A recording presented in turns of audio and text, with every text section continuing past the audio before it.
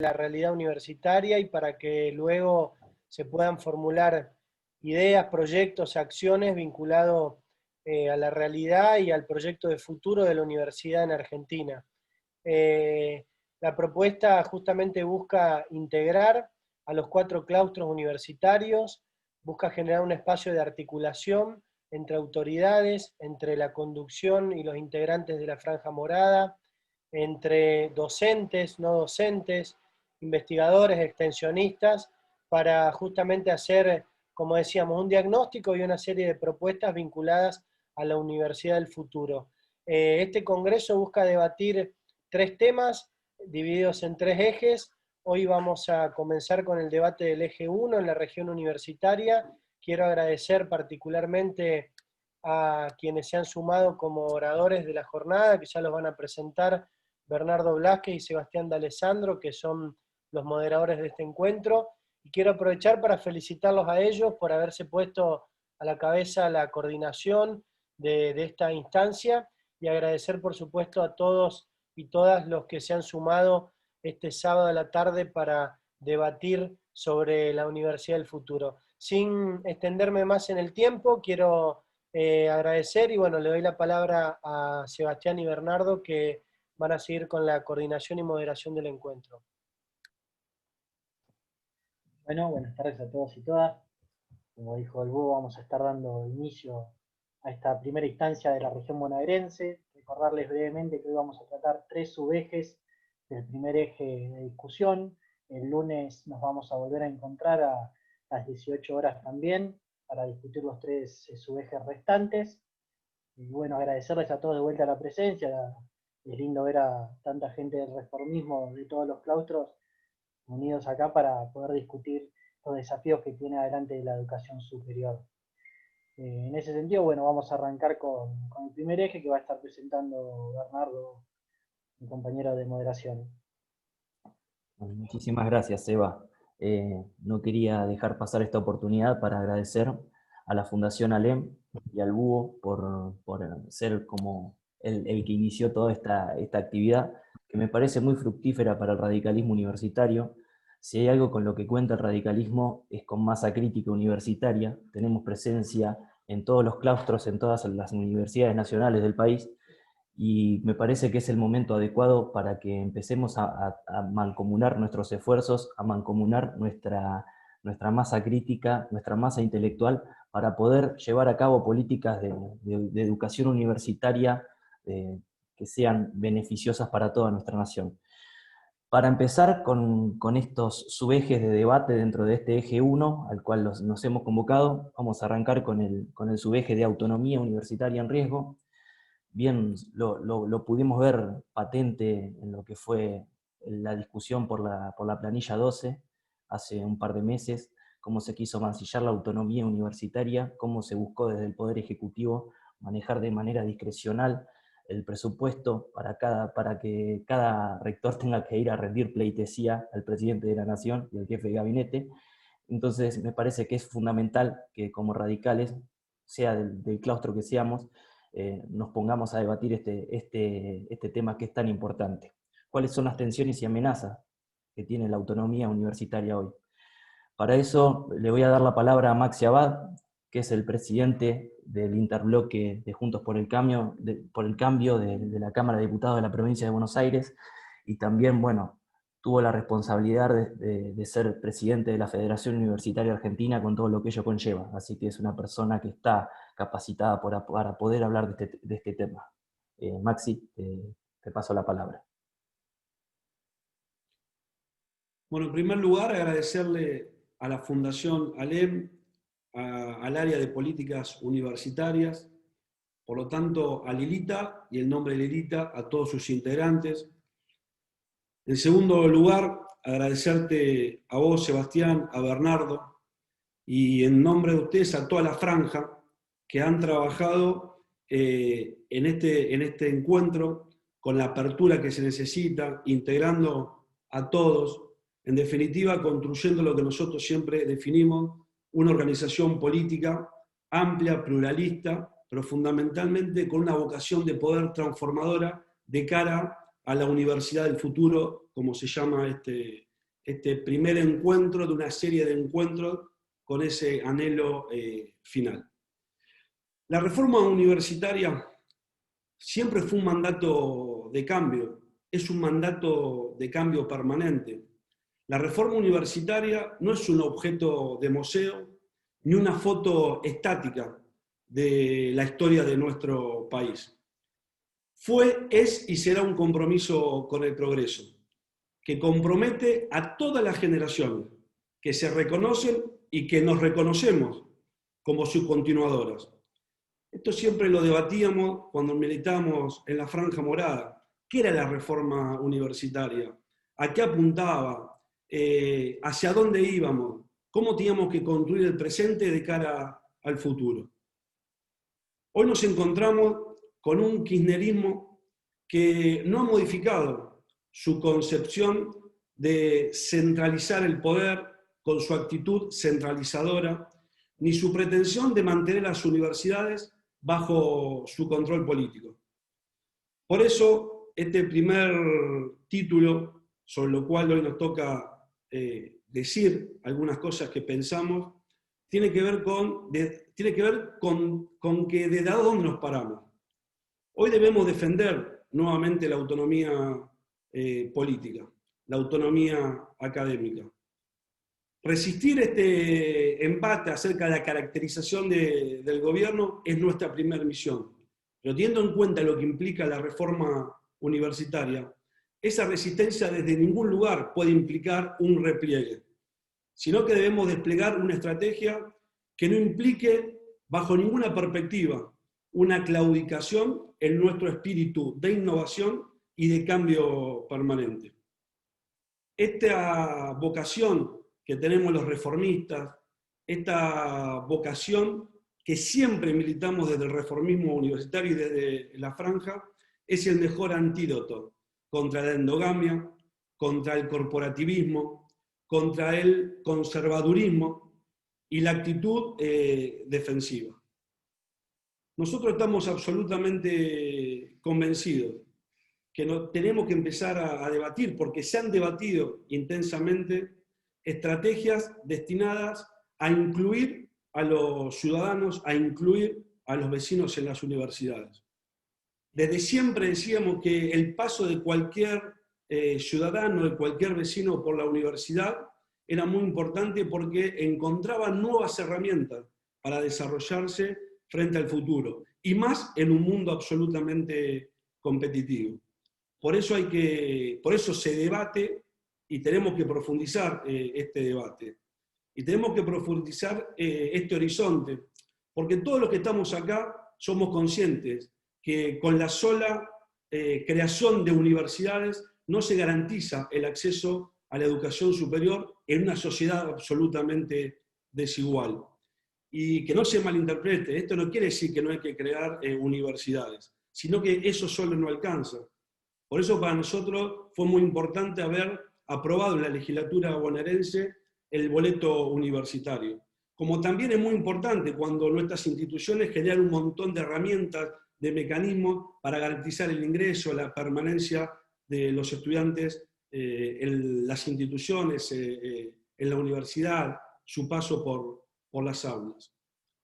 Hay un tema que nosotros tenemos que poner sobre la mesa y que tiene que ver con la cantidad de superposiciones que se dan de ofertas de carreras en un mismo territorio y que muchas veces estas carreras no responden a las necesidades de las comunidades locales, a las necesidades locales que se tienen. Y esto, de mi perspectiva, genera una inclusión absolutamente limitada, por no decir falsa. Porque entendemos nosotros que esos estudiantes tienen que ser futuros profesionales y que esos profesionales tienen que desarrollar sus actividades en un medio socioproductivo. Y la universidad en este contexto no puede estar en su torre de marfil. La universidad debe tener en cuenta cada necesidad territorial y enmarcarse en un modelo de desarrollo.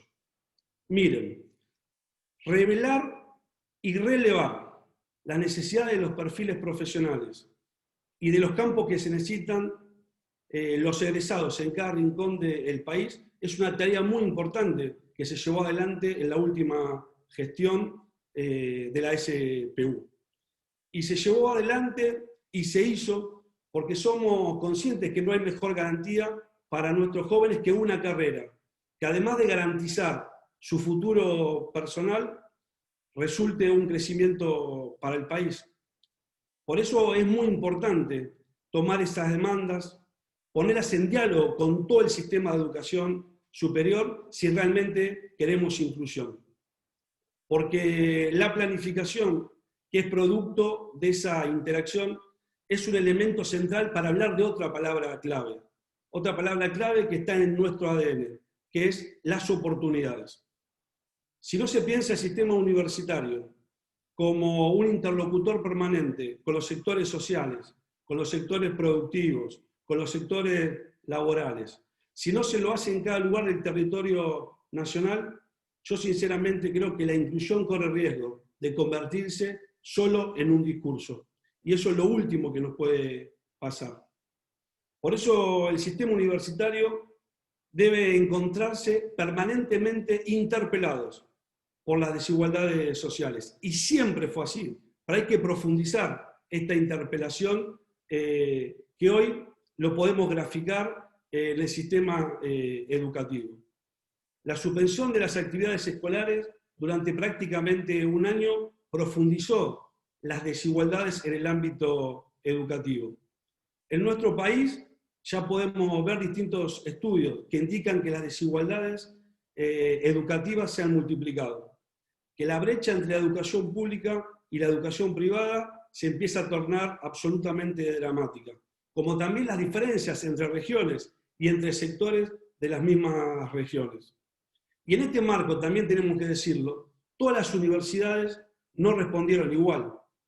Algunas, mediante la innovación, han tenido éxito en cuanto a mantener la continuidad educativa. Otros relevaron y revelaron una actitud conservadora, sin ayornarse a los nuevos modelos para garantizar esa continuidad académica. Por eso el ingreso del año 2021 a las universidades la va a encontrar con el primer contacto con lo que nosotros denominamos la generación COVID. Y ahí existe la enorme responsabilidad, más que en cualquier otro periodo histórico, de demostrar en los hechos, de demostrar en la práctica, que nuestras instituciones, que la educación superior, que las universidades, tienen un compromiso muy fuerte con el acortamiento de las diferencias. Una actitud conservadora del sistema solamente reproduciría las inequidades que se están produciendo en el ámbito educativo y que tendría como consecuencia una especie de elitización de nuestra matrícula. Y eso creo que sería muy malo, creo que sería un efecto no deseado por ninguno de nosotros.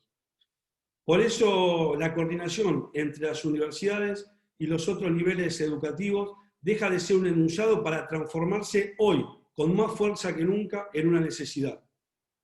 El esfuerzo debe estar centrado en articular acciones, también con las jurisdicciones provinciales, con los municipios, con las organizaciones de sociedad civil y los actores del entorno productivo, entendiendo a la universidad como una herramienta de cambio con una profunda inserción social. Miren, la planificación no es enemiga de la educación, ni de las universidades, ni de los estudiantes. Por eso, potenciar metas de largo plazo, sin ceder autonomía, es una de las principales acciones que debemos emprender. Esta planificación debe incorporar mecanismos de evaluación y corrección, que son absolutamente necesarios en una época en donde los cambios sociales son cada vez más repentinos y difíciles de ver, de prever. Y ejemplo de esto es la pandemia. Por eso es muy importante los espacios de coordinación del sistema. Son esenciales, y son esenciales aún más en esta realidad cambiante, interdependiente, y en gran medida, como lo venimos sosteniendo, impredecible. Los CEPRES fueron muy importantes, los CEPRES fueron centrales para que la política que se desarrolló en nuestra última gestión en la SPU sean incorporadas por las universidades a través del consenso. Yo estoy absolutamente convencido que el radicalismo universitario, que la franja morada, que nuestros docentes, que nuestros no docentes, que los egresados, que los funcionarios, al estar presentes en todas y cada una de las regiones de nuestro país, somos el único sector político que puede potenciar estrategias, desplegar acciones coordinadas con alto impacto en el sistema universitario. Por eso tenemos que aprovechar este activo. Ortega y Gasset decía que la reforma universitaria no puede reducirse, ni siquiera consistir principalmente a la corrección de abusos. La reforma universitaria es siempre creación de usos nuevos. Y eso debemos llamarlo innovación, modernización, progreso, etcétera, etcétera. Creo firmemente que estamos cumpliendo con el mandato de los reformistas en su concepción más profunda y que tenemos que profundizar la concepción más profunda de ese mandato reformista que hacía alusión al inicio de mi intervención. Hace 100 años, los estudiantes cordobeses protagonizaron una gesta que implicó ni más ni menos que la concreción efectiva de las aspiraciones de la Ley 1420. Encararon la tarea que les impuso su tiempo.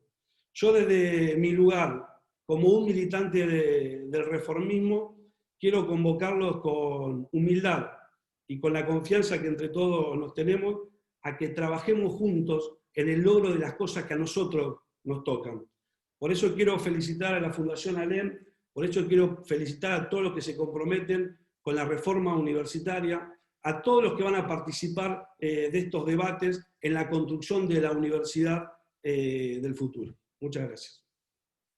Muchas gracias, Maxi. Hay una cosa que se me pasó, que es importante. Hay 10 minutos por cada expositor y después al final hacemos la ronda de preguntas que la vamos a ir sacando del feed del chat. Le paso la palabra a Sebastián. Bueno, muchas gracias, Maxi, por tu aporte. Ahora vamos a seguir con el subeje 1. Ahora vamos a tener el placer de escuchar a Guillermo Tamarit, rector de la Universidad Nacional del Noreste de la Provincia de Buenos Aires.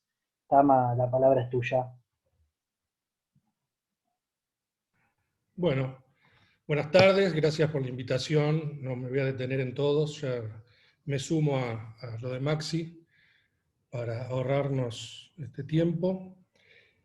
Y mis comentarios tienen que ver con, mucho más específicamente, el tema de la autonomía, que por supuesto tiene un sinnúmero de apropiaciones y de textos, pero que básicamente es la bandera que tiene la universidad frente a lo que es el control político, el control ideológico, el control del gobierno respecto a las universidades.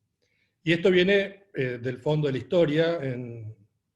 La primera vez que se habló de autonomía universitaria fue en 1885 con la ley de Avellaneda. Luego, por supuesto, con la reforma del 18 se consolidó lo que hoy conocemos como autonomía universitaria.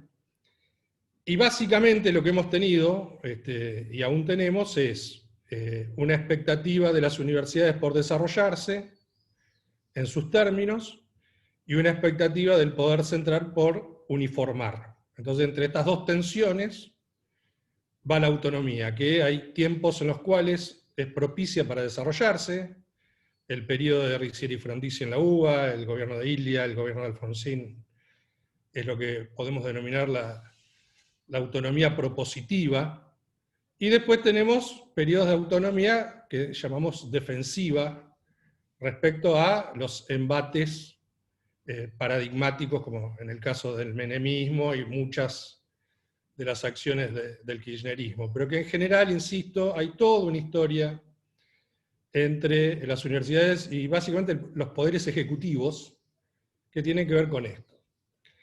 Y en esta idea es muy clara la relación que existe. Los poderes ejecutivos, y hablo de todos los poderes ejecutivos, tienen la idea de uniformar el comportamiento de las universidades genera enormes problemas, la libertad en el ámbito universitario, las críticas de los universitarios. Y, insisto, nos ha pasado aún con el gobierno de Macri, donde desde la propia Secretaría teníamos muchas veces actitudes defensivas o por lo menos explicativas de un montón de temas frente a esta idea que se puede abordar al sistema universitario como si fuera uno solo. Y ahora tenemos una diversidad que forma parte de la riqueza del sistema y que naturalmente la autonomía es una de las cuestiones que lo garantiza. En general, los cuestionamientos a las autonomías tienen tres ejes fundamentales. Uno es al gobierno de la universidad, el otro es a las cuestiones académicas y científicas, y el tercero es al financiamiento, que es el que más recurrentemente vemos. En términos del gobierno, lo que nosotros vemos, el último gobierno, sobre todo de Cristina Kirchner, tanto en la Universidad de La Rioja como en la Universidad de Chaco Austral, hubo intervenciones indirectas a las autoridades que gobernaban las universidades. Es muy difícil intervenir en una universidad con el Congreso de la Nación, pero se desarrollan un conjunto de acciones que finalmente impactan y impugnan al gobierno que eligen los claustros y generan un estado de situación para cambiar directamente y desnaturalizar al cogobierno. En otro nivel que estamos discutiendo todo el tiempo y que discuten muchos otros sectores, es incluir en el gobierno universitario sindicatos, movimientos sociales, etcétera, para licuar, en definitiva, al cogobierno, y que de esta manera, naturalmente, si hoy en estas condiciones las universidades dependemos en muy buena medida de la relación con el gobierno, bueno, en ese estado de situación, de jibarización del cogobierno, por supuesto, las expectativas del desarrollo autónomo se diluyen. En lo que tiene que ver con lo académico y científico, tienen siempre una recurrencia, y que, insisto, no hablo solo de gobiernos peronistas o kirchneristas, también nos pasó en la Alianza Cambiemos, el tema de la eficacia del sistema, cuántos entran, cómo entran, el tema del ingreso, de la graduación, de por qué hay una universidad en tal o cual lado, etc. La renovación pedagógica, siempre las universidades son atacadas por viejas, hagan lo que hagan, no hay en eso ningún problema. La función social, desde la izquierda nos exigen que seamos mucho más solidarios, y un poco ahora sí retomo lo de Maxi, y el paradigma de esta cuestión académica científica que hemos vivido es que no son nacionales y populares, como si esa sola definición fuera la superación del modelo reformista. Y, por supuesto, en una definición de nacional y popular entra lo que cada comensal se quiera servir. Y, insisto, es un vehículo de crítica, no es otro modelo universitario. Pero se impugna si hacemos cosas con el CONICET o si no las hacemos, si hacemos cosas con el sistema educativo o si no lo hacemos, digamos, porque en realidad lo que se impugna es al modelo reformista de universidad. Y el tercer ítem de ataque así muy claro que tiene el sistema de la autonomía es el financiero. En primer lugar, con presupuestos insuficientes. El segundo orden que paso a paso se va consolidando es la relación que hay entre salarios y gastos, que hace inviable el planeamiento autónomo de una universidad. En poco tiempo las universidades solo pagaremos salarios y el resto de nuestras actividades serán programas que nos irán otorgando o no de acuerdo a cómo nos portemos, qué relaciones tengamos políticamente, etc. La otra cuestión son los programas, puro y duro, que nadie niega la derecha a que el Poder Ejecutivo o el Congreso de la Nación, por supuesto, tengan propuestas de educación superior. Digo, para eso también la gente los elige. El tema es que se empiezan a solapar las cuestiones y empiezan a ser disciplinadores los programas. Entonces, no es una actividad complementaria que pretende dirigir algunas políticas, sino terminan siendo muy centrales dentro del sistema y desnaturalizan completamente la cuestión.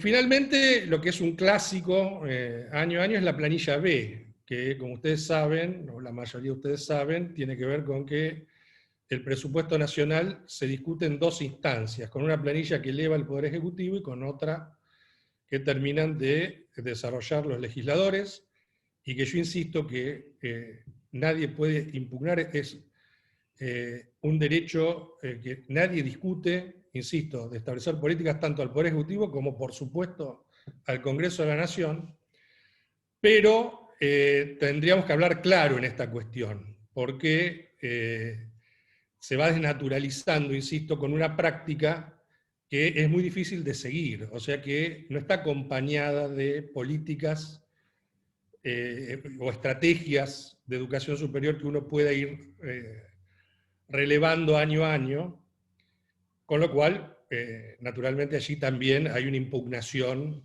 de hecho, a la autonomía de las instituciones universitarias. Finalmente, en este mismo orden financiero, y que también es algo que va sucediendo, nosotros tuvimos 9 universidades hasta la ley de 1972. Allí triplicamos las universidades, con Menem duplicamos el sistema y durante el gobierno de Kirchner lo volvimos a duplicar. Ahora tenemos 56 universidades.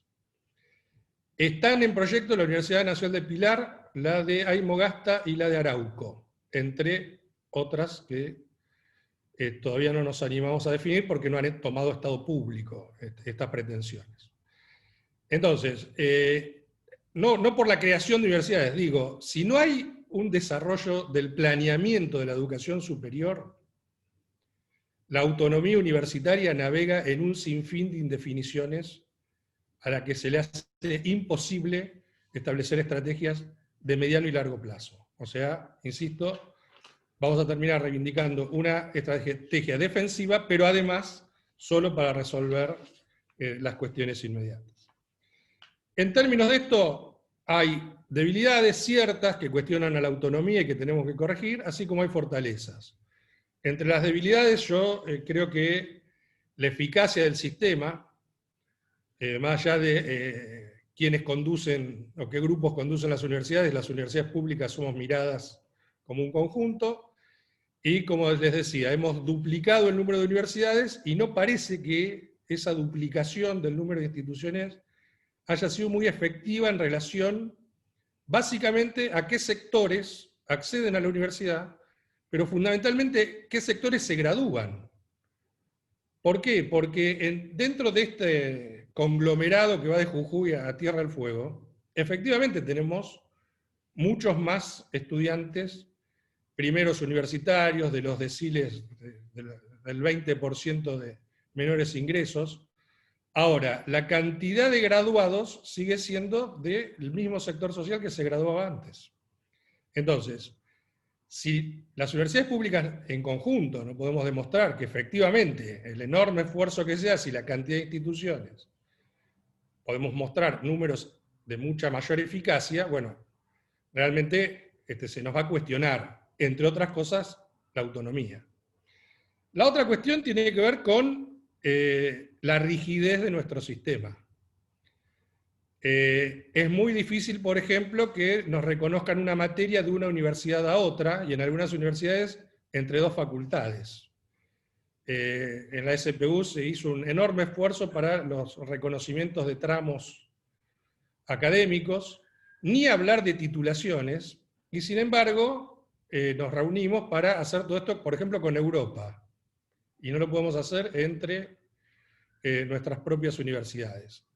Esto es de una debilidad fenomenal. No hay muchas críticas sobre esto porque la gente no conoce en detalle, pero realmente o flexibilizamos toda esta situación, nos ponemos a disposición de también lo que decía Maxi, de nuevas carreras, de nuevos tramos, de otra dinámica para nuestros estudiantes, o vamos a también tener allí un núcleo de cuestionamientos muy fuerte. Tenemos también, como les decía, unas enormes fortalezas que sostienen la autonomía. En primer lugar, seguimos siendo el principal actor de movilidad social ascendente para la clase media. Entonces, esto, si fue un desideratum, digamos, de todo el siglo XX, todavía hoy es la mejor herramienta que tienen quienes se gradúan para poder llevar adelante sus expectativas, sus ideas y sus sueños. Tenemos, sin lugar a dudas, un nivel de respuesta social muy importante en nuestros territorios.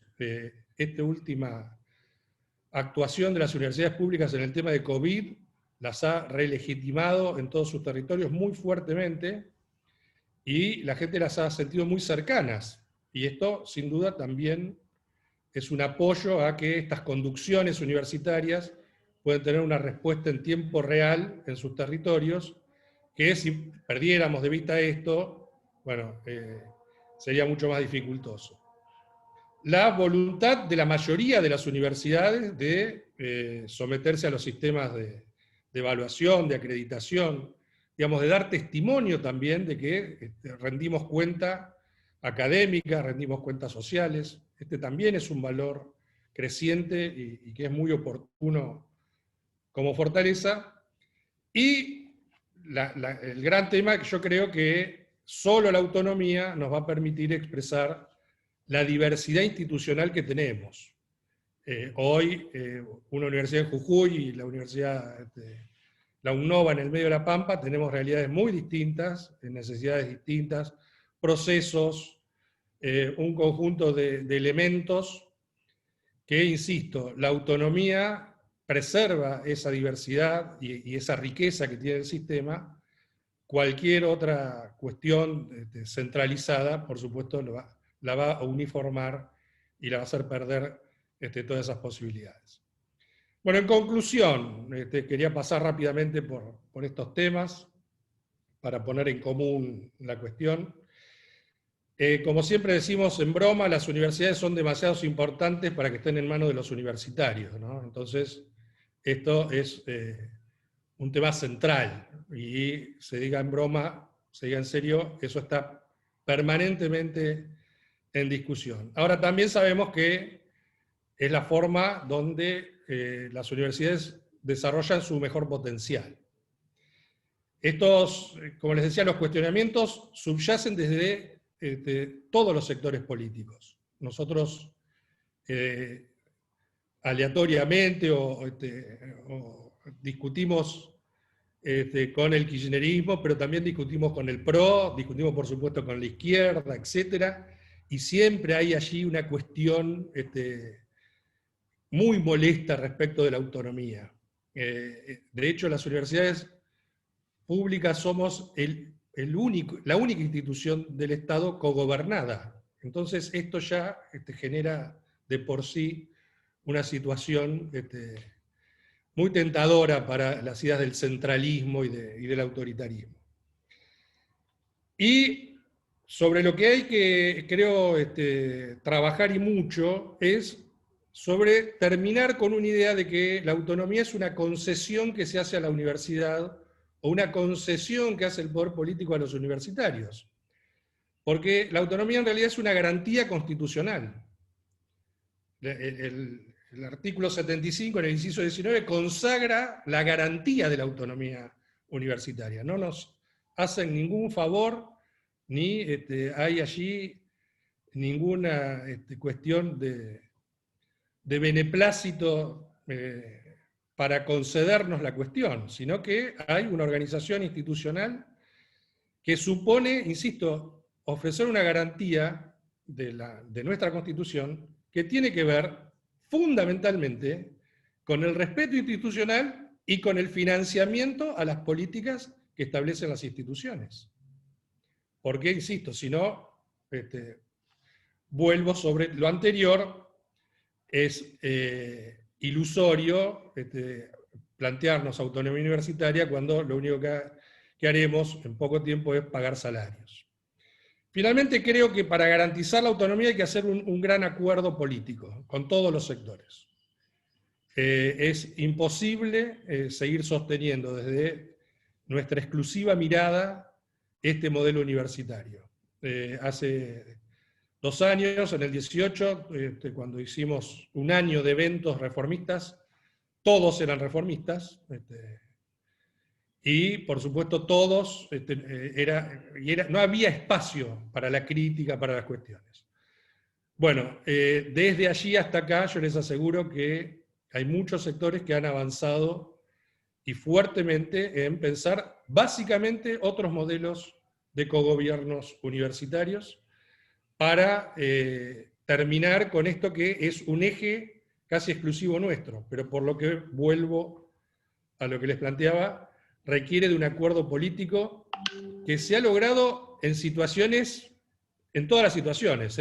Perón y Balbín en el 74 hicieron una ley universitaria juntos, que no se pudo poner en práctica por la muerte de Perón, sobre la base de los principios de la reforma. O sea, creo que hay que poner allí un esfuerzo para trabajar con todos los sectores políticos y insistir en que esto es una de las posibilidades más importantes para el mejor desarrollo de las universidades. Bueno, finalmente, en cuanto a la discusión de una ley de educación superior, que es donde se va a dirimir toda esta cuestión, las leyes de educación superior tienen un formato muy evidente y cada vez más. En el artículo primero dice que las universidades son autónomas. Perdón, te ¿Sí? interrumpo un segundo. Si podés ir redondeando para que no se... Ah, bueno, pues. Les decía, una ley de educación superior tiene un artículo primero que dice las universidades son autónomas y el resto es cómo limitamos la autonomía. En el caso de la última ley, la 24.521, 89 artículos. Que cómo se ingresa, quién entra, quién sale, si son altos, si son bajos, etc. Por lo que esta discusión y este acuerdo que yo planteo requiere por nuestra parte una firmeza muy importante que yo sintetizo en sentarnos a la mesa de ese acuerdo a decir, la próxima ley de educación superior tiene 2 artículos. 1, la autonomía universitaria, 2, de forma. Y de allí veremos cómo avanza toda esa discusión. Muchas gracias. Muchas gracias, Tama, por tu exposición. Muy clara, muy buena. Gracias. Gracias, Tama. Gracias, Maxi, de vuelta también, por las exposiciones sobre el primer subeje. Les recordamos también a todos los que fueron ingresando en los últimos minutos que las preguntas, dudas o reflexiones las pueden ir evacuando a través del chat, y al finalizar los paneles de los últimos 2 ejes que faltan vamos a estar recopilándolas junto con Bernardo. Así que pueden escribirlas directamente en el chat o mandarnos por privado amigo a Bernardo para que la vayamos apuntando.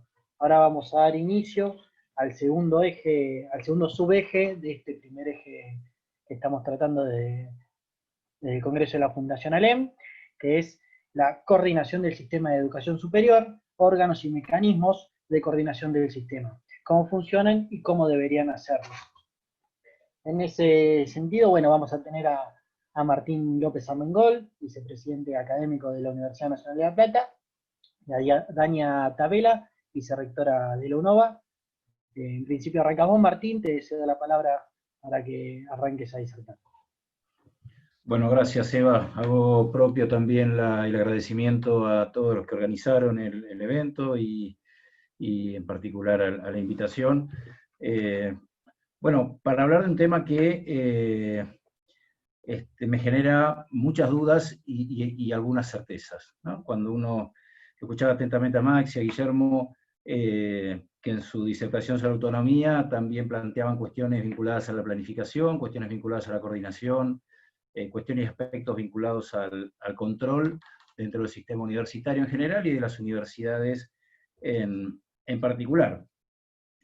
Tengo un poquito más de 2 años en la gestión universitaria de rectorado, tengo más experiencia en la gestión de una unidad académica, como fue la Facultad de Económicas, como es la Facultad de Económicas de La Plata, y la mirada es muy distinta cuando uno gestiona una facultad como cuando uno gestiona la universidad, y el entendimiento del complejo sistema educativo es también muy distinto. Por eso creo que debería estar del otro lado, del lado de los que harían preguntas más que de dar respuestas. Así que tengo algunas certezas. Sí, yo creo que es, y quizás por deformación profesional, provengo de las ciencias económicas, soy licenciado en administración, por lo tanto estoy convencido que cualquier tipo de organización y cualquier tipo de sistema, para que funcione bien, debe tener planificación, debe tener coordinación, debe tener organización y debe tener control. Y el sistema universitario, como un sistema complejo, como muchos otros sistemas complejos, no es el único, también entra en esta lógica. A mi entender, no tengo duda de que el sistema universitario debe tener una planificación, una coordinación, una organización y un control. Que no basta con, bueno, entonces uno encuentra respuestas, y encuentra muchos organismos creados por la Ley de Educación Superior que de alguna manera cumplen esta función, ¿no? O deberían cumplir esta función. Uno de ellos es el CEPRES, también se habló hoy, Maxi lo nombraba cuando hablaba un poco de expansión del sistema universitario, y de hecho el CEPRES fue creado un poco con esa finalidad, ¿no? Con planificar regionalmente la educación superior. Aparece el Consejo de Universidades como otro también organismo cuya creación está en esta ley y que tiene como principal función encontrar el sistema universitario público a través de sus representantes del SIN, el sistema privado a través del CRUP y los CEPRES, y también, lógicamente, el Ministerio de Educación, el Gobierno Nacional a través del Ministerio de Educación. Pero como decimos a veces con un excesivo pragmatismo, cuando uno tiene que analizar los objetivos y las prioridades, lo que tiene que mirar es el presupuesto. Y acá pasa un poco lo mismo, cuando uno tiene que mirar si funcionan estos procesos administrativos, estos procesos de articulación, de integración, de coordinación, de planeamiento, más que mirar si existen los organismos, lo que tiene que mirar es cómo funcionan. Y de esta manera poder determinar si existe o no existe este planeamiento, esta articulación y esta coordinación. Existen complejidades, por supuesto, dentro del sistema universitario. Una de las complejidades fue, creo que el eje fue tratado muy bien en el punto anterior, cuando hablamos de autonomía. ¿Es la autonomía un elemento, un factor que dificulta la planificación, la coordinación, el control? Bueno, no debería serlo. No debería serlo. Hay muchas cuestiones que giran en torno de la autonomía, y hay en el uso de la autonomía también algunos aspectos que no tienen absolutamente nada que ver con que se esté violando la autonomía cuando se establecen mecanismos de planificación, de coordinación y de control. La evolución que ha tenido la CONEAU como uno de los organismos que crea precisamente la Ley de Educación Superior y un proceso de control o de evaluación, decía hoy también Maxi cuando hablaba de evaluación, es una clara evolución, yo creo que positiva, que ha tenido la convivencia entre la autonomía universitaria y los sistemas o mecanismos de control.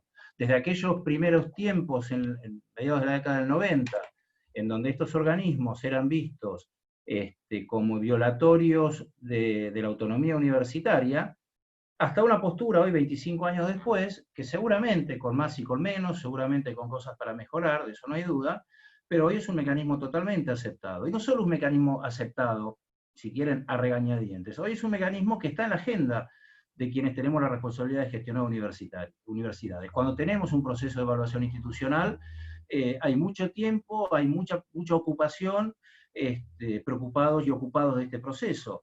Cuando tenemos que trabajar desde el Consejo Interuniversitario Nacional, desde el SIN, en la construcción de instrumentos de acreditación para distintas disciplinas, lleva mucho tiempo, lleva mucha discusión y lleva mucho compromiso desde el SIN, junto con las asociaciones de decanos o de directores de carrera en la construcción de estos instrumentos o estándares, que son en definitiva los que va a tomar luego la CONEAU como referencia para poder realizar la acreditación y la consecuente evaluación.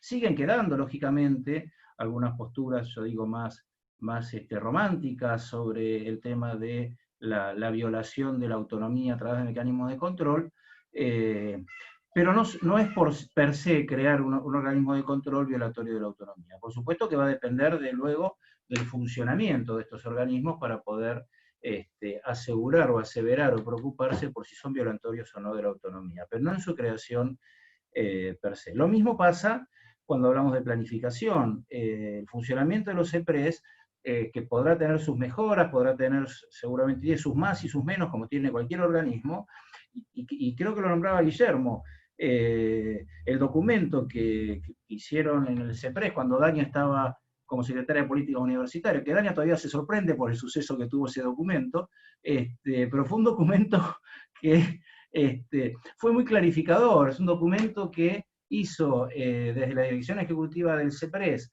la Secretaría de Políticas Universitarias y que tuvo como principal objetivo mostrar el mapa regional en cada una de las 7 regiones, en lo que hace a la pertinencia de las carreras, a su planificación, a sus áreas de vacancia, esto que de alguna manera también Maxi decía, cuando decía, bueno, hay que analizar un poco antes de la expansión universitaria, áreas de vacancia, compatibilidad entre regiones, capacidades técnicas, capacidades humanas, etc. Y esto es un muy buen documento que acercó un organismo que tiene como objetivo fundamental la planificación, no solo del sistema universitario, sino también en su articulación con las jurisdicciones. Entonces, hay pruebas, a través de este ejemplo, de que se puede también en estos organismos ayudar y colaborar a un sistema de planificación universitario. Si este documento queda como una anécdota o queda como un libro en cualquier biblioteca, bueno, no habrá cumplido su objetivo, pero realmente ese documento, que seguramente puede ser con el paso de los tiempos, seguramente deberá ser actualizado, deberá ser...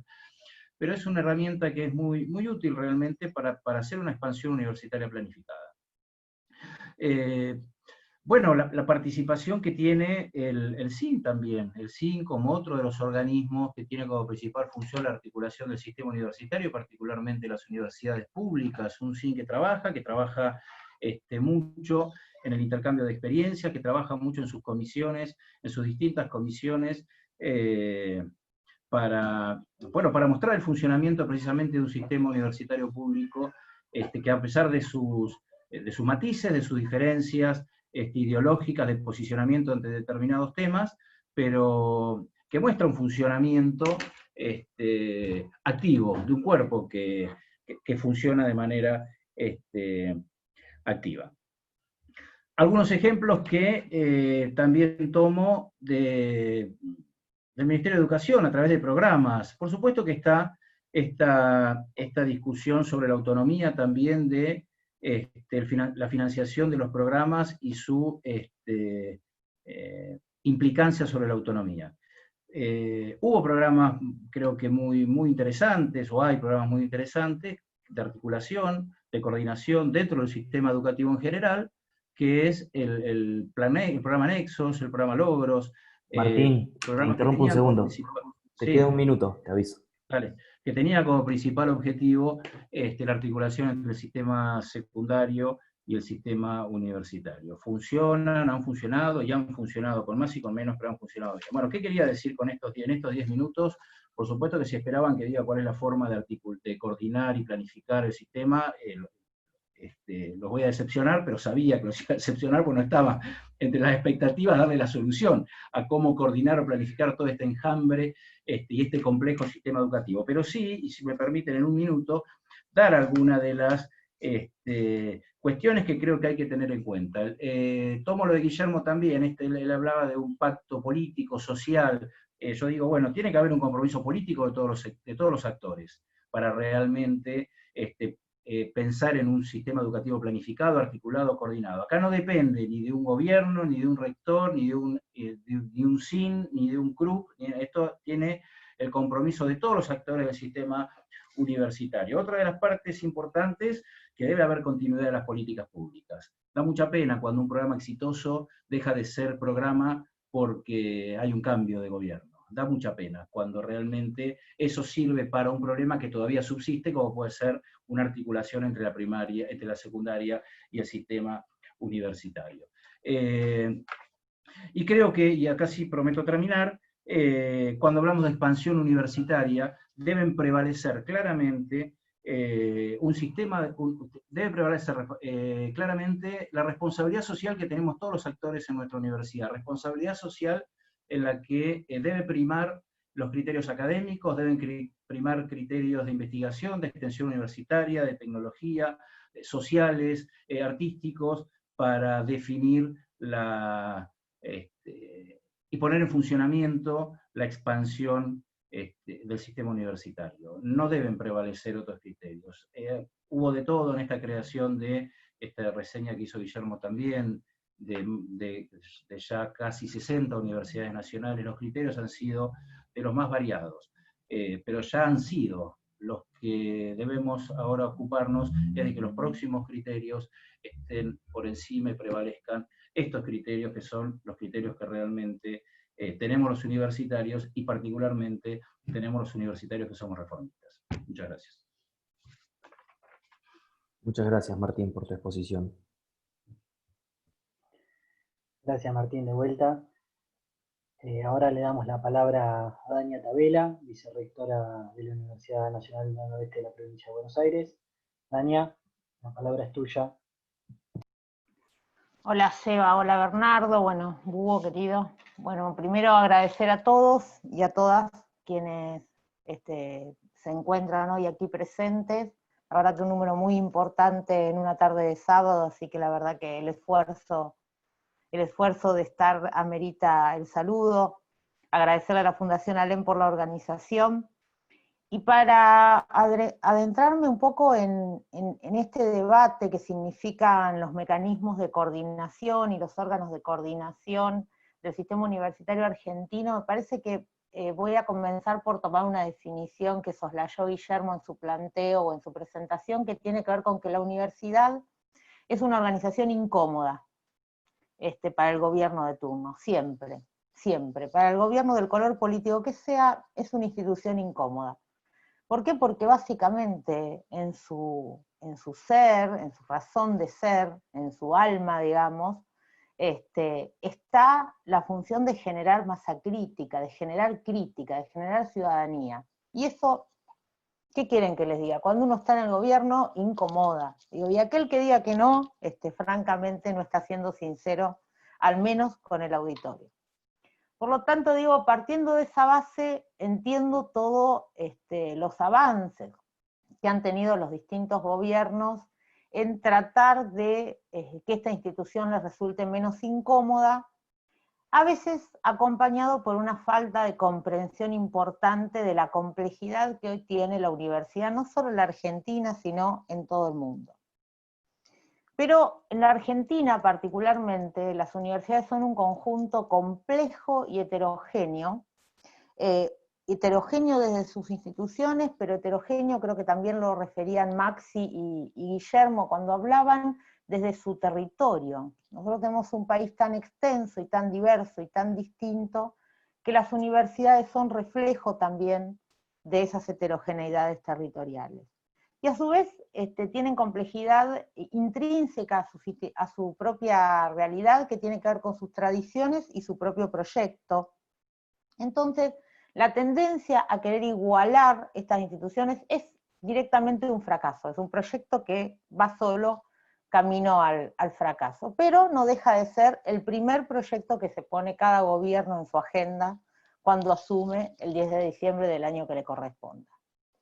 Entonces uno, si entra a la página, lo hice hace un ratito, de la Secretaría de Políticas Universitarias, se encuentra que la Secretaría de Políticas Universitarias tiene como misión formular políticas universitarias de impacto nacional. Y esto ha sido así desde la creación de la Secretaría. Ahora, en realidad, si uno analiza esa formulación de políticas, únicamente pueden quedar en un papel, porque para la aplicación de esas políticas se requieren de acuerdos. Y me parece que cuando todos estos organismos de coordinación fueron incorporándose a la Ley de Educación Superior, también para satisfacer, imagino yo, o recuerdo, para satisfacer demandas propias de los distintos sectores, tenían que ver con, bueno, la Secretaría puede formular las políticas, ahora bien, ¿cómo se implementan? Bueno, a partir de que todos estos organismos de alguna manera coordinen esas políticas en términos de su implementación en cada institución. Cuando uno ingresa a mirar las funciones del CU, del Consejo de Universidades, de los CEPRES, incluso también si miráramos el CIN y el CRUP, que son dos cuestiones aparte, pero que no dejan de ser dos organismos que tienen a su cargo la coordinación de dos partes del sistema universitario. En todos los casos aparece la idea de cooperación, integración, articulación, ingresando por ahí en los CEPRES más en esta idea de la planificación de la oferta educativa, la planificación del desarrollo científico-tecnológico con anclaje territorial, la planificación o la vinculación con el medio socioproductivo y demás. Pero la realidad es que esto nuevamente queda solo en términos de la ley, de la norma, de la ordenanza o resolución que lo rija, porque efectivamente no ha sido eso la función que han tenido. En parte porque en muchos casos los avances de los gobiernos han puesto a todos estos organismos en un proceso de defensión o de autodefensa, y en parte porque tenemos una debilidad muy importante como sistema universitario, como sistema educativo en general y como sistema universitario en particular, que es la agenda. Nosotros tenemos una debilidad de agenda, un poco lo decían los tres amigos que me precedieron en el uso de la palabra, que tiene que ver con esto de, bueno, cuáles son los problemas importantes y cuáles son los accesorios. Y tendemos a perdernos en la discusión, en el debate de lo accesorio. Y en general lo accesorio no somos nosotros los que lo ponemos sobre la mesa. Y se van instalando culturas que empiezan a conformar capas geológicas culturales en las cuales ya no las discutimos, sino que avanzamos en profundizarlas. Una de ellas es la cultura de los programas. Yo recuerdo cuando comenzó la etapa de los programas en la gestión de Juan Carlos Pugliese como secretario de Políticas Universitarias, que tenían justamente el objetivo de contribuir a la calidad para aquellas universidades que no alcanzaban los máximos esperados en las acreditaciones de carrera, que tenían la idea de fortalecer un incipiente proceso de articulación de educación superior, y como además estaban generados por alguien nacido y criado en el reformismo universitario, al igual que luego Alberto Diver continuó con ese tipo de gestión, por supuesto tenían esa lógica de construcción junto con las universidades. Esto está totalmente desvirtuado y hoy sin ninguna duda es una amenaza a la autonomía universitaria. Porque no buscan avanzar sobre la agenda, sino que buscan torcer la voluntad universitaria para hacer lo que el gobierno de turno decide hacer. Y acá es donde yo planteo la cuestión de la agenda. ¿Cómo debiesen funcionar estos cuerpos de coordinación? Que tengo mis dudas, al igual que Martín, pese a que me ha tocado estar de los dos lados del mostrador, digamos, formando parte de los organismos de coordinación y a su vez trabajando junto a ellos en la Secretaría. Tengo mis dudas, y lo dejo como una cuestión para el debate, si debiesen o no existir, si tienen o no un rol determinante, o si simplemente si lográsemos trabajar en este acuerdo al que referían, ya no sé si Martín o Guillermo, pero al que refería alguno de ellos, respecto de la necesidad de un contrato social entre el sistema universitario y la sociedad, y la política, y los líderes políticos, económicos y sociales de nuestro país, realmente hacen falta o no estos organismos. Seguramente hay cuestiones normativas que requieren que estén presentes. Se me viene a la cabeza la fijación del ingreso no de las carreras al artículo 43 para su posterior acreditación. Digo, pero la verdad es que uno los mira y pareciese como que tienden a ser organismos que generan mayor burocracia, y por lo tanto esa burocracia que va permeando también las autonomías universitarias de alguna u otra manera. Cuando me refiero a la agenda, me parece que es importante tener en cuenta que esa agenda hoy tiene 3 ejes con mucha claridad.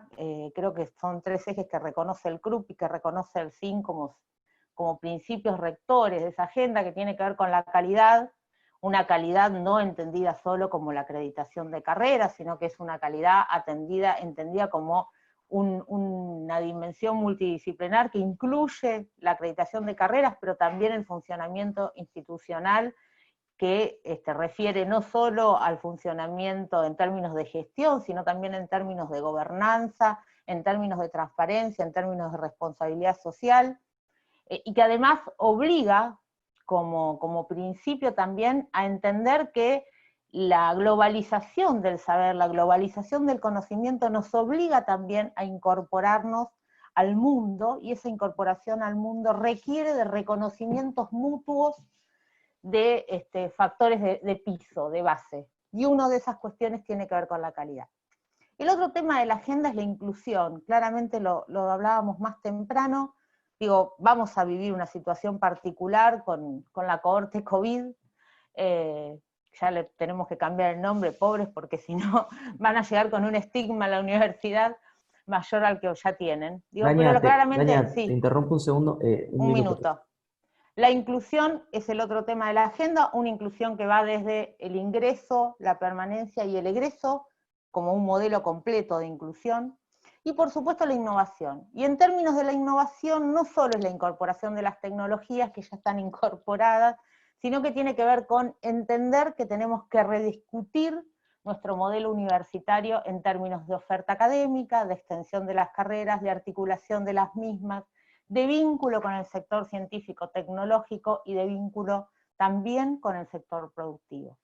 Me parece que el Congreso tiene una enorme definición, que es la universidad del futuro. Yo siempre digo que a los que nos trabajamos en educación nos viven preguntando cómo es la educación del futuro, esperando que uno pueda contestar si vamos a tener robots dando clase o si vamos a tener un Zoom por día. Y en realidad lo único que uno puede contestar es que no sabes cómo va a ser la universidad del futuro, pero sí que el futuro pasa por tener más y mejor universidad. Muchísimas gracias, Dania, por tu exposición. Ahora sí, pasamos al subeje 3, que es la relación entre la universidad, el Estado, el mercado, la sociedad civil y la sociedad política. Creemos que este eje es muy importante, sobre todo porque generalmente en el imaginario colectivo se tiende a ver a la universidad como si fuese una especie de isla, donde las universidades se aíslan científica y académicamente a sí mismos, se miran solamente el ombligo, y es necesario que la universidad deje de darle la espalda a la sociedad, tanto a la sociedad civil como al Estado, como al mercado, para que empiece a mirar de frente a la sociedad. Una universidad que no sea solamente usina de conocimiento, sino que sea a su vez usina de políticas públicas, que ese conocimiento se pueda aplicar de manera tal que lleve a una mejor calidad en las políticas públicas para la planificación. Bueno, ahora le doy la palabra a Manuel Ochandio, que es docente en la Universidad Nacional de La Plata, de Derecho, y bueno, también milita en el claustro graduado, según lo que tengo entendido, ¿no, Manu? Buenas tardes, muchas gracias Bernardo, muchas gracias Sebastián, muchas gracias Hugo, y obviamente agradecer a la Fundación ALEM por poder participar en este espacio. Quiero agradecer también a Juan Escupuri, porque sé que está en la organización, y mandarle un gran saludo a Alicia de la Rosa, que va a participar el lunes también en estos encuentros. Bueno, la verdad es que cuando empezamos a ver la posibilidad de trabajar sobre este eje, me habían pasado un documento de base donde había 3 preguntas, y yo creo que con la gestión de Dania en la Secretaría de Políticas Universitarias hay 2 preguntas mínimo que quedan sumamente saldadas. Por ejemplo, qué criterios deberían orientar la expansión del sistema universitario, y también, lo hablábamos hoy, la cuestión más que de la expansión, de la contención, para que no tengamos la tasa de dispersión y de desgranamiento que tenemos en el ámbito universitario. Y bueno, en ese caso el programa Nexo, que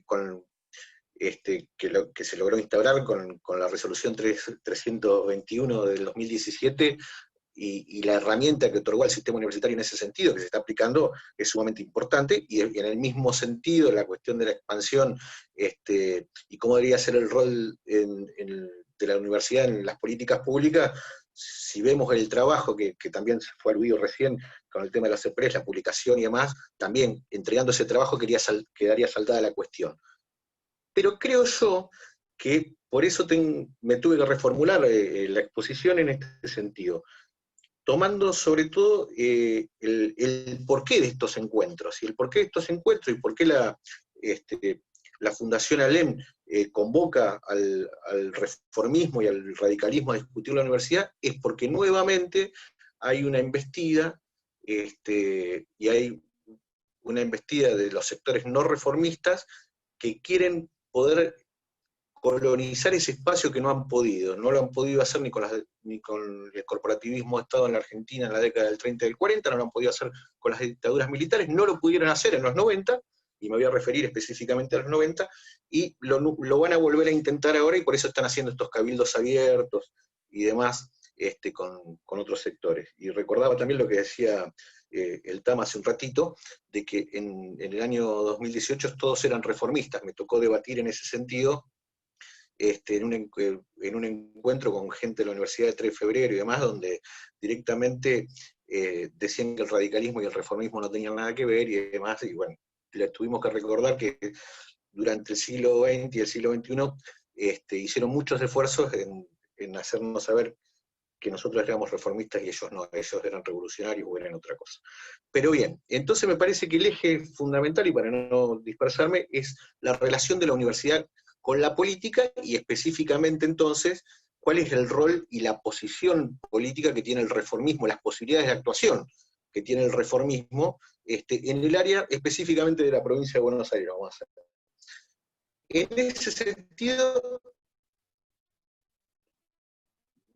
uno quizá como militante reformista cree que fue hasta la década del 60 el país donde había un monopolio del sistema universitario en manos del Estado, o con muy pocas nuevas universidades privadas que venían a disputarle el espacio a la universidad pública del reformismo. Lo cierto es que las universidades públicas, que no todas son conducidas por esta heterogeneidad de la que hablaba Dania hace un ratito por el reformismo, solo el 50% de la oferta universitaria es pública en el país, y en la provincia de Buenos Aires, además, estamos en desventaja, ¿no? Hay más universidades privadas que universidades públicas, y ni hablar en la ciudad de Buenos Aires, donde hay 2 institutos universitarios públicos, hay presencia de 2 universidades nacionales, y el resto son 22 universidades privadas. Con lo cual, a nivel territorial, el reformismo, que además no conduce todas estas universidades públicas, está en una cuestión de desventaja.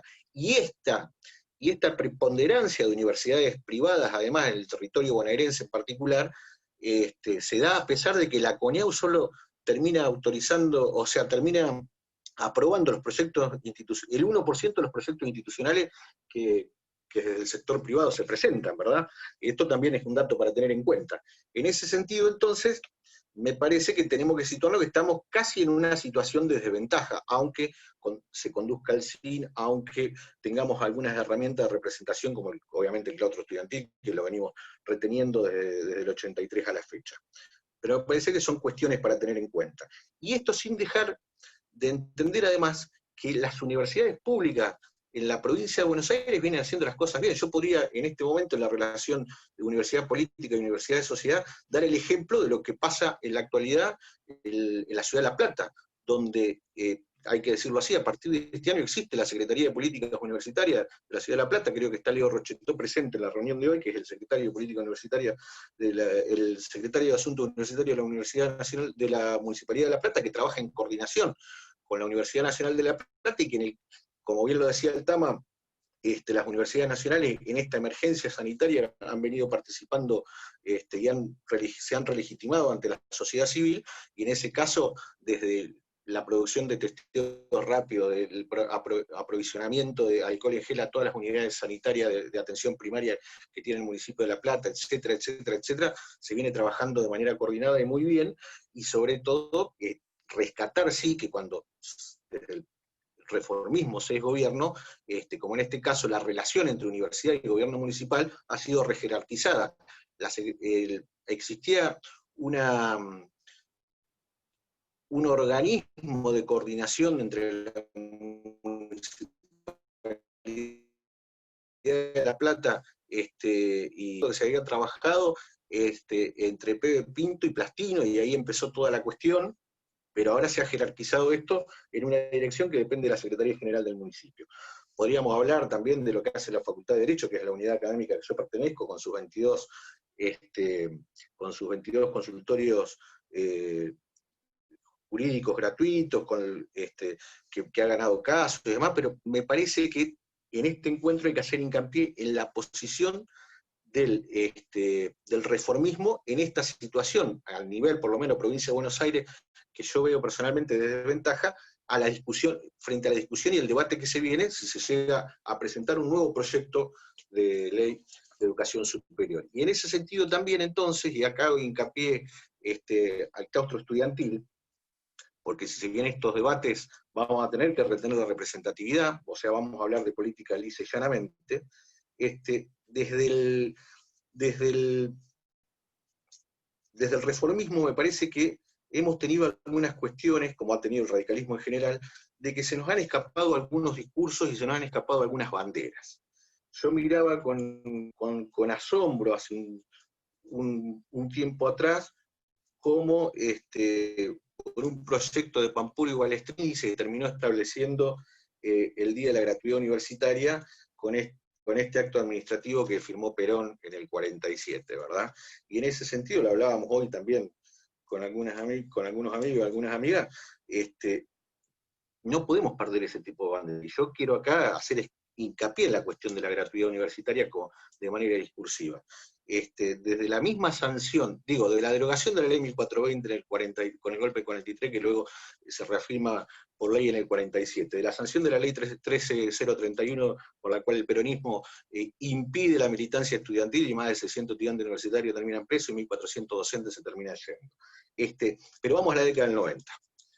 Manu, vamos a la reforma del 94. Sí, me queda un poquito tiempo, un minuto. Bueno, en la reforma del 94 es dejar en claro que fue Adolfo Sturing, en conjunto con Jesús Rodríguez, lo que establecieron la cuestión de la gratuidad, la equidad y la autonomía universitaria, es decir, se constitucionalizó la cuestión de la autonomía universitaria, la gratuidad y demás. Es decir, no podemos seguir entregando, entre otros discursos, el discurso de la gratuidad en ese sentido, y decir también, y con esto finalizo, otra de las cuestiones, y reivindicar el estatuto universitario que se aprobó en La Plata en 1996, donde se derogaron terminantemente hasta los aranceles administrativos. En la gratuidad total, digamos, aparece como garantía constitucional en el 94, y el primer estatuto que ni siquiera deja aranceles administrativos, el de la Universidad Nacional de La Plata en el 96, donde se nos acusaba la Franja Morada de todos los sucesos de violencia que ocurrieron afuera el 20 de febrero del 96. Por eso me parece, y luego esto se fue reproduciendo, este tipo de estatutos, en la Universidad Nacional del Litoral y demás. Me parece que estas cuestiones hay que dejarlas bien en claras para el planteo que se viene. Me parece entonces que tenemos que empezar, y por eso reivindico este tipo de espacios, tenemos que empezar a generar herramientas de trabajo, tenemos que empezar a generar documentos, tenemos que empezar a reivindicar nuestra propia bandera y mostrar lo que se está haciendo. La gestión de Dania, por ejemplo, en cuanto a las cuestiones que fueron acá, y no por ella lo digo, lo digo por la gestión del radicalismo de la Secretaría de Políticas Universitarias. Lo que se está haciendo en la Municipalidad de La Plata, lo que se está haciendo en la Universidad del Centro, etcétera, etcétera, etcétera. Me parece que mostrar eso y reivindicar las posturas que hemos tenido hasta la fecha y lo que se ha hecho. Nada más. Muchas gracias. Muchísimas gracias, Manu. Siempre tan claro. Bueno, ahora le cedo la palabra a Marcelo Espina, que es decano de la Facultad de Ingeniería de la Universidad Nacional del Centro. Marcelo, la palabra es tuya. Bueno, gracias. Gracias por el espacio. Sorprendido por la cantidad de asistentes a este momento que no festejamos el Día de la Lealtad, pero en definitiva estamos confirmando nuestro espíritu reformista, y un espíritu reformista que viene a pensar una universidad transformadora. Luego, para este eje temático de la universidad, Estado, mercado, sociedad, lo primero que se nos viene a la cabeza a los reformistas es el triángulo de Sábato, ¿no? Cómo articulamos los sectores para que el cambio social sea posible. Y lo que hay que hacer, basta solamente con mirar el plan de acción 2018-2028 de la Conferencia Regional de Educación Superior, a eso cruzarlo con los objetivos del desarrollo sostenible, y eso es lo que hay que hacer. La universidad tiene que hacer esto. Con lo cual, la pregunta sería el cómo y con quién, y quién lo hace, digamos. Este es el desafío mayor que tenemos los reformistas, de saber que hay una hoja de ruta clara y definida para el buen vivir de nuestra población, fundamentalmente en este caso en el espacio bonaerense, pero tenemos dudas realmente de cómo ejecutarlo. Si quedarnos con la universidad conservadora, de los claustros cerrados, verificando calidades solamente en algunos de los aspectos de sus quehaceres, o la universidad de puertas abiertas, que de alguna manera piensen y ayuden a pensar nuevas estructuras más flexibles e híbridas.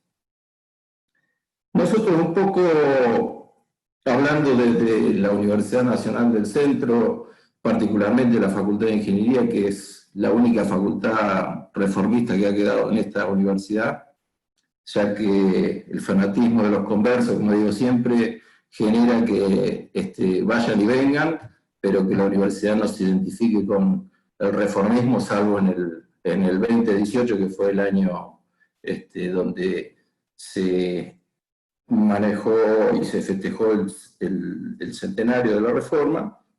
Digo, como un proceso donde la universidad debe insertarse en el medio, cómo es posible hacer el cambio social, en qué circunstancias nos encontramos los bonaerenses. Sabemos que las universidades que estamos radicados en la provincia de Buenos Aires, somos universidades donde los gobiernos, los distintos gobiernos que han pasado por la provincia, no saben muy bien qué hacer con las universidades. Es una gran cantidad de masa crítica, una gran cantidad de investigadores, el sistema científico-tecnológico ha tomado vuelo propio, la Comisión de Investigaciones Científicas va a tener un rol cada vez menor, y de alguna manera se nos fortalece como universidades la autonomía para hacer lo que realmente queremos hacer en el territorio, porque no hay un proyecto provincial, diferente a otros proyectos provinciales que uno ve a lo largo y el ancho del país. Por lo tanto, es una gran oportunidad para nosotros, porque sabemos que hay un conjunto de localidades que los gobiernos locales de cada una de las comunidades que conforman la provincia de Buenos Aires quieren tener una universidad en su lugar, que la expansión que se ha realizado, que comentaba Guillermo en la década de los 70, donde ahí Alberto Tacchini fue un personaje muy importante para que nuestras universidades, que hoy cumplen 50 años, estén funcionando, lo de la década del 90 y lo de los 2000, básicamente la apertura de todas estas universidades ha tenido que ver con una pertinencia áulica. Es decir, bueno, en el territorio no hay oferta académica, hay un poder político determinado, hay un oportunismo político de algunos legisladores, y de ahí surge un modelo de expansión universitaria que no está planificada. Y después nosotros desde el sistema tenemos que ser una parte de ese filtro que no estamos en condiciones de generar una alternativa diferente porque es un pasa no pasa. Por lo tanto, lo que nosotros tendríamos que discutir en este caso es si los criterios de pertinencia van a seguir siendo áulicos. Es decir, cuando digo áulico es solamente abrimos universidades pensando en integrar jóvenes al sistema universitario que acordamos, pero lo que estoy diciendo es si es solamente la condición suficiente y necesaria. Y me parece que lo que tenemos que pensar es que si un productor en la Argentina y en la provincia de Buenos Aires, en la zona más rica, recibe 5 veces menos asesoramiento científico-tecnológico, asesoramiento de negocios, asesoramiento, y ni hablar del tema financiero, ¿no? Que cualquier productor del mismo servicio o producto del mundo, nuestra dificultad está en la universidad, que no estamos asistiendo correctamente, lo que me parece sería una de las funciones centrales. Por lo tanto, como decía al principio, el plan de acción de la CRES ya empieza a hablar de la responsabilidad social universitaria y de la responsabilidad social del territorio. Y en la responsabilidad social del territorio es donde nosotros tenemos que tener un cambio y una mirada y una acción diferente. Una acción diferente que deberíamos repensarla desde el punto de vista de cómo podemos integrar a todos los actores del ecosistema de la producción, de la política, a los actores de las universidades que confluimos dentro de ese territorio, para encontrar soluciones para que los estados municipales, los gobiernos locales, no solamente quieran formar jóvenes, sino que también los puedan retener. Porque esto es así. ¿De qué nos sirve formar jóvenes en cada uno de los municipios si después no hay una salida laboral concreta para llevar adelante estas cuestiones? Por lo tanto, digo, como esta situación del diálogo del territorio tiene mucho que ver con cómo nos percibimos, es decir, cómo nos criticamos, cómo pretendemos que el sector empresarial nos vea, cómo nos ve la política, digamos, en un espacio tan importante como es la provincia de Buenos Aires, en una zona tan rica y con la cantidad de universidades que tenemos, nosotros podríamos estar en capacidades de generar, como decía, algunas estructuras híbridas que superen los modelos tradicionales de creación de universidades.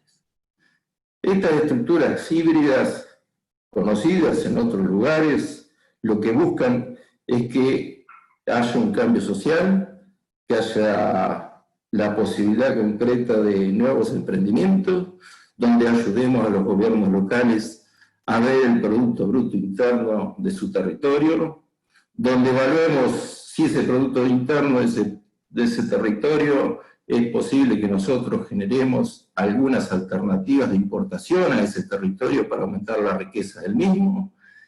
Y en definitiva, lo que estamos haciendo es hablar de pertinencia de la universidad. Una pertinencia que supera ampliamente las capacidades científicas, tecnológicas instaladas, una pertinencia que supera ampliamente la cantidad de posibilidades de graduación que tenemos de cada una de las carreras, una pertinencia que habla de un compromiso social con el buen vivir de nuestro pueblo. Y por lo tanto, como tuve que terminar en ser el último orador y no repetir ninguna de todas las cosas, he tratado de no repetir ninguna de todas las cosas que se comentaron acá, diría que es un buen momento para dejar planteado esta semilla de la discusión. Y no cargar todas las tintas sobre el reformismo universitario, la franja morada de la fuga, porque lo que nos tenemos que hacer cargo de generar poder para la transformación y ser quienes hagamos y transitemos esta hoja de ruta somos nosotros. Muchas gracias. Muchas gracias, Marcelo, por tu exposición. Ahora Sebastián les va a pasar un par de preguntas. Bueno, muchas gracias Marcelo, muchas gracias Manuel. Vamos a empezar a finalizar las exposiciones de los tres subejes, a administrar las preguntas que fueron llegando. Una primera pregunta, parte de Brandon Palmada, de la Universidad Nacional de Mar del Plata. Dice, ¿cómo influye la pandemia en tanto a la desigualdad educativa, teniendo en cuenta que el sistema educativo ya venía golpeado?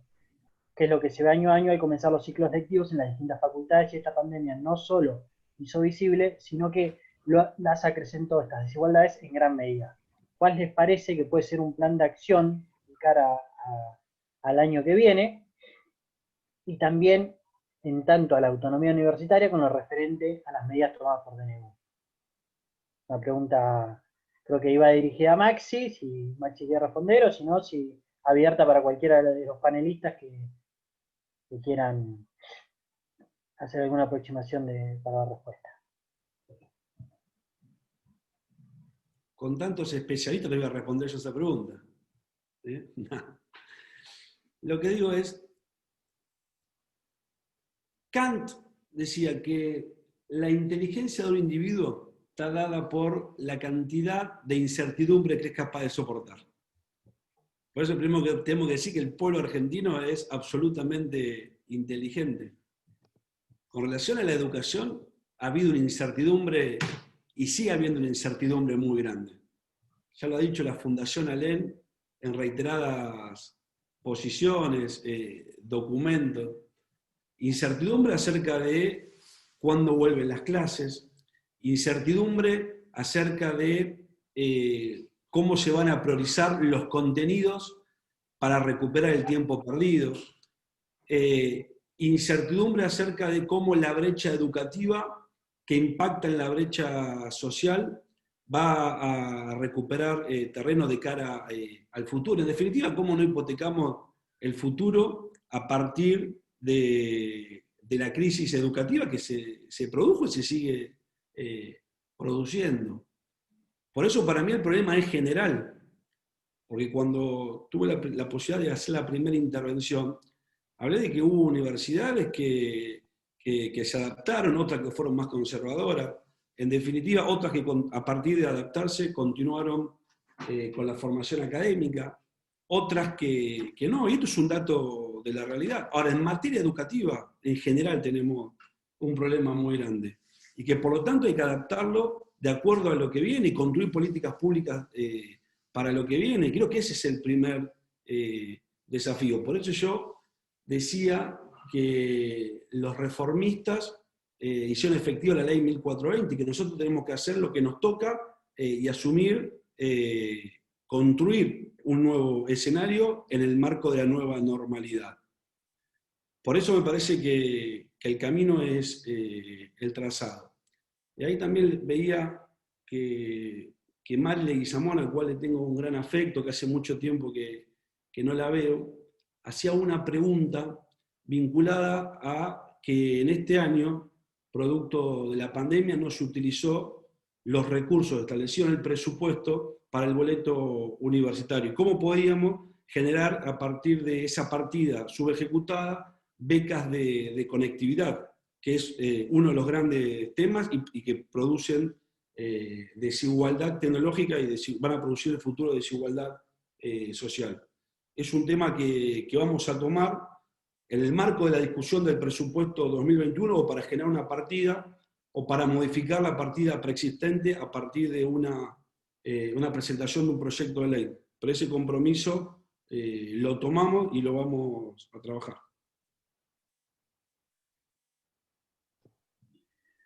Muchas gracias, Maxi.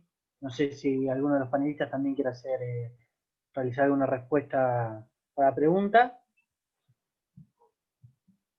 Si no, pasamos a una para Dania. Dice, ¿qué opinión tenés acerca de la composición de los CEPRES, entendiendo que es representante del sistema universitario y de las cámaras bajas y altas, 3 diputados nacionales y 3 senadores, y los mismos se distribuyen 2 por el oficialismo y 1 por la oposición? ¿Qué opinás acerca de esta composición y si obviamente es correcta para lo que nosotros pregonamos día a día o si habría que haber alguna modificación? Seba, una cosa, estaría bueno que responda todo junto porque hay otra pregunta sobre el CEPRES. Ahí también dice. Genial, dale, ¿querés hacerla ver? Y ya... que hable sobre esa temática, sobre la cuestión del CEPRES, y que también se dé el espacio para que si alguno de los otros panelistas quiere intervenir, que lo haga.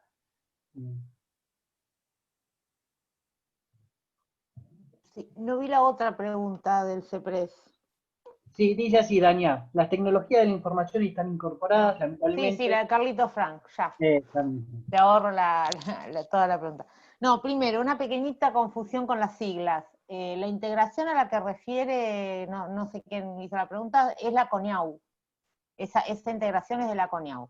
El CEPRES está conformado por el representante de Educación Superior del Ministerio de la provincia correspondiente o de las provincias correspondientes, las universidades con asiento en las provincias, representantes de lo productivo, y etc. Respecto a la composición de los CEPRES, la verdad es que no tengo una opinión fundada, me parece que son bastante representativos. Ahí con el tema de los CEPRES el problema es qué hacen, qué función tienen.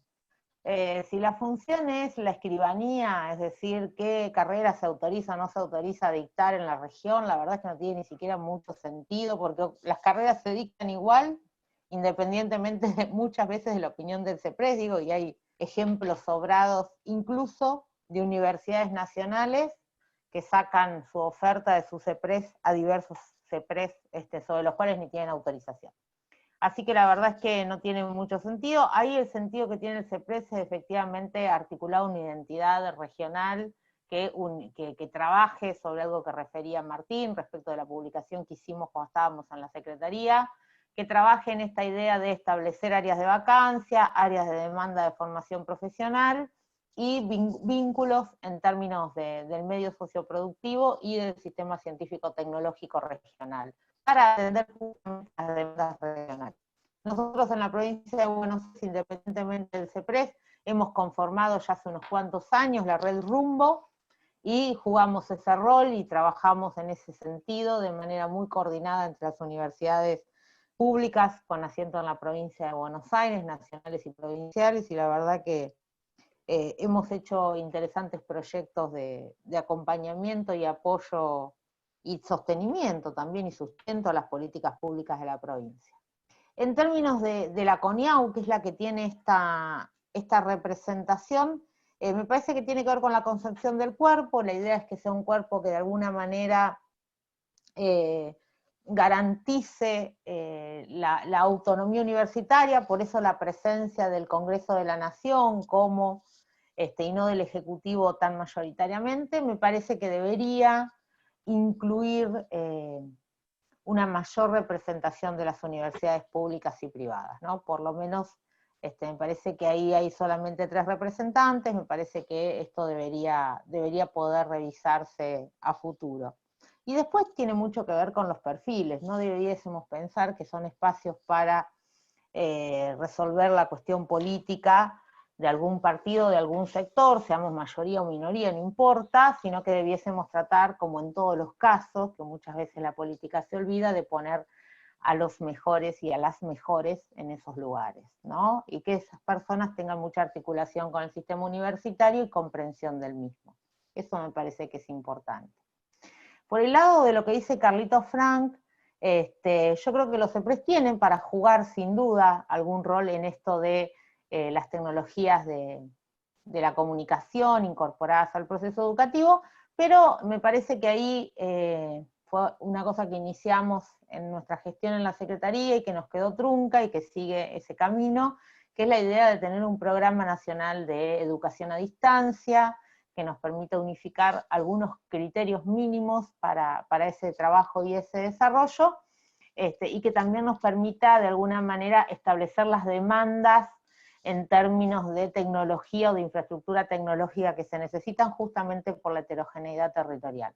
Caminé bastante, últimamente, caminé es una manera de decir, recorrí bastante Zoom últimamente hablando de estos temas, sobre todo de lo que contestaba Maxi.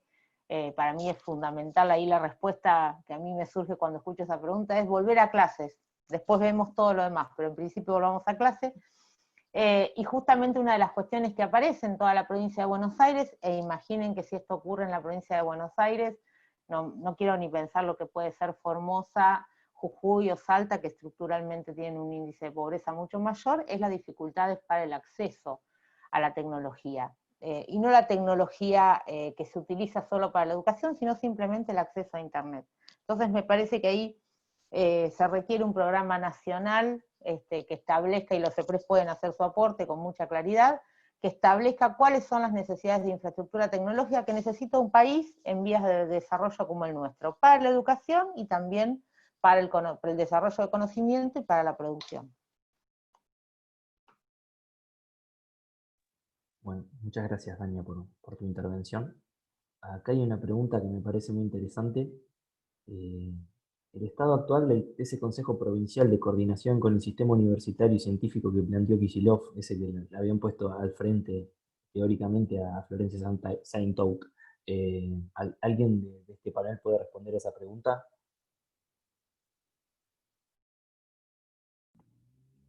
Bueno, el Consejo está creado, fue también el motivo de su creación, y lo tenía como un ejemplo, que no lo puse porque, bueno, lo tenía anotado aquí, se me pasó, que también es un objetivo, una intención del gobierno provincial de coordinar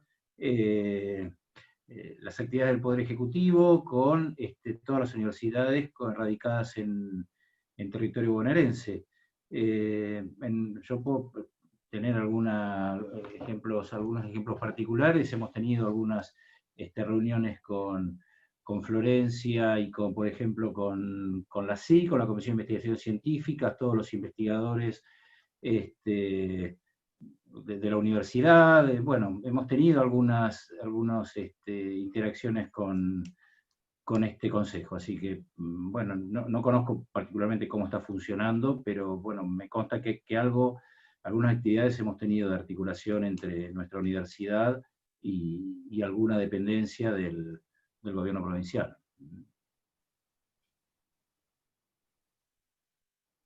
Martín. Quería hacer una pregunta que hizo Tomás Balbino, me pareció muy interesante. Bueno, es dirigida a Marcelo Espina, dice, si podés desarrollar brevemente y a modo de ejemplo cómo la FIO UNICEN se posiciona en esa estrategia de contribuir al desarrollo socioproductivo de la región, articulando con los actores. ¿Algún comentario respecto al desafío de llegar con propuestas educativas a localidades de la región en nuestra provincia? Bueno, gracias, Tommy. Algunas experiencias. Nosotros conformamos un centro de emprendedorismo e innovación donde pretendíamos hacer incubación de empresas de base tecnológica, y para llegar ahí empezamos con la economía social, porque la economía social nos permitió reencontrarnos con emprendedores. La economía social nos permitió encontrar con la humanidad que requiere la universidad en esa torre que permanentemente está cerrada y vedada a muchos de esos sectores que se autoexcluyen y autoexcluyen a sus hijos de ir a la universidad. Comenzamos con la economía social y ahora vamos por las empresas de base tecnológica. Tanto es así que estamos ya en condiciones concretas de la fabricación del respirador argentino de crisis que hemos desarrollado en la facultad junto con graduados y con empresas para instalar un equipamiento de alta tecnología en los hospitales y un equipo exportable. Y también hemos conformado como decía, una estructura híbrida. Cuando vimos la posibilidad concreta de desarrollar las energías renovables y las tecnologías ambientales, y vimos las capacidades que tenía la institución para llevar esto, y ver las empresas de servicios, de energía eléctrica, radicadas en la región, pensamos que podíamos articular un polo donde generáramos una cadena de valor, y para eso convocamos nosotros, desde la universidad, al municipio, a las cámaras empresarias, a las 2 cámaras empresarias, a los 5 parques industriales que tiene la ciudad de Olavarría, al Colegio de Ingenieros, a la SIC. Convocamos, conformamos una estructura híbrida a la cual le pretendemos dar y le pretendemos dar una dinámica estable, permanente, con financiamiento propio y con actores que no estén en la cotidiana. Es decir, nosotros sabemos que para la foto está todo bárbaro y los podemos convocar, pero después para desarrollar una planificación y una acción en el territorio se requiere que haya un conjunto de actores que estén pensando cómo se llega realmente a la solución del problema y cómo se articulan con las empresas y con la sociedad civil.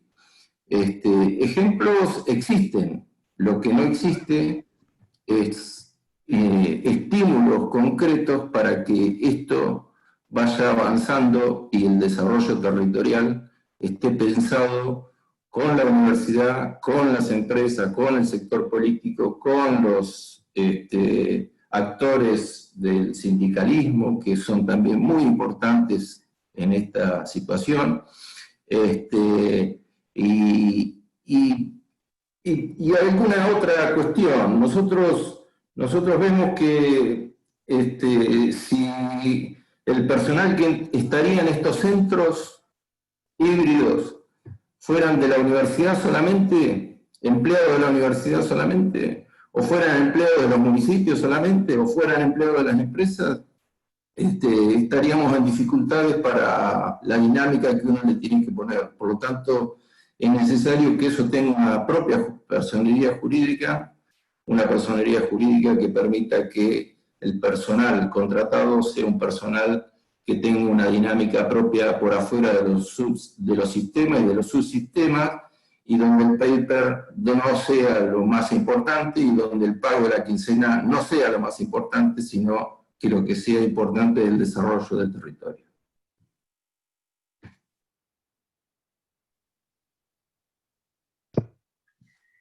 Muchas gracias, Marcelo. Si les parece, cerramos con una última pregunta. Sabemos que quedan un par más, pero si no, se va a prolongar mucho esta jornada. Para el TAMA, creo que ahí preguntaba Enriqueta de la Rosa. Por favor, el doctor Tamaril podría profundizar brevemente el concepto de jibarización del cogobierno. Tama. Y es Lisi, no le digas Enriqueta porque vamos a tener problemas. Sí, el tema es, lo voy a ser muy sintético, ya habrá oportunidad para explayarnos, supongo.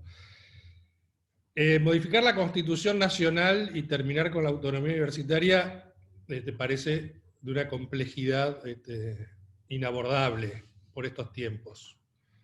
Ahora, hacer una ley de educación superior, de hecho, se plantea hasta como una deuda. Se han modificado todas las leyes educativas y no la educación superior. Entonces, allí hay todo un debate en torno a por qué, por ejemplo, no plantearse esta suerte de consejos sociales que hay en muchas universidades, que pasen a tener el gobierno de la universidad, con, por ejemplo, un representante del Poder Ejecutivo Nacional, un representante del Poder Ejecutivo Provincial, de los sindicatos, de los movimientos sociales, y vayan agregando más o menos quienes tengan poder suficiente para aparecer en esa situación.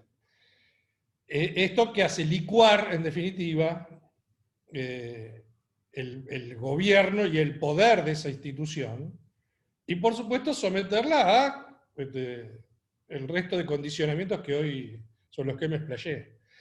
Esto no lo digo, no me desperté un día con esta idea, digo, son discusiones que están en marcha, que se van naturalizando. Además, nosotros tuvimos una charla con De Genaro que planteó concretamente, una charla organizada por nuestra universidad, donde él dijo que las universidades estaban muy lejos del pueblo, que los trabajadores saben que las comisarías y los hospitales les pertenecen, pero que las universidades no les pertenecen, y que tenía que haber sindicalistas,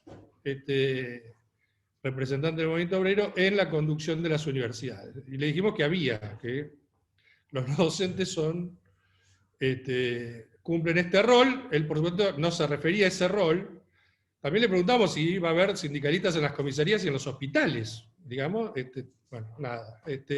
Lo que les digo, más allá de la anécdota, es que esto está en el aire. Por supuesto, con el dólar a 180, no vamos a discutir nada de esto. Pero yo insisto en construyamos consensos con los más razonables para dar racionalidad a un sistema que tiene una característica fundamental y que no hay que olvidar. Cuando nosotros tenemos un ingeniero nuclear en una universidad argentina, es igual a un ingeniero nuclear de Alemania. Nosotros tenemos commodities. No podemos tener otro tipo de ingenieros. No hay ingenieros nacionales y populares. Entonces, eso exige una institución de determinadas características, sin lo cual estafamos a todos los que llegan a la universidad. Y este es el verdadero problema de la autonomía. Necesitamos instituciones que puedan dar esa garantía de inclusión y de calidad para que quienes llegan con enorme esfuerzo a las instituciones, efectivamente después de el esfuerzo que le exigimos tengan una recompensa razonable. Yo sé que el mérito está muy cuestionado, pero hasta acá ha sido la mejor herramienta que ha tenido la sociedad argentina para progresar. Bueno, entonces con esa última intervención le damos cierre a esta primera jornada de este eje 1. Los esperamos el lunes a la misma hora. Un saludo a todos.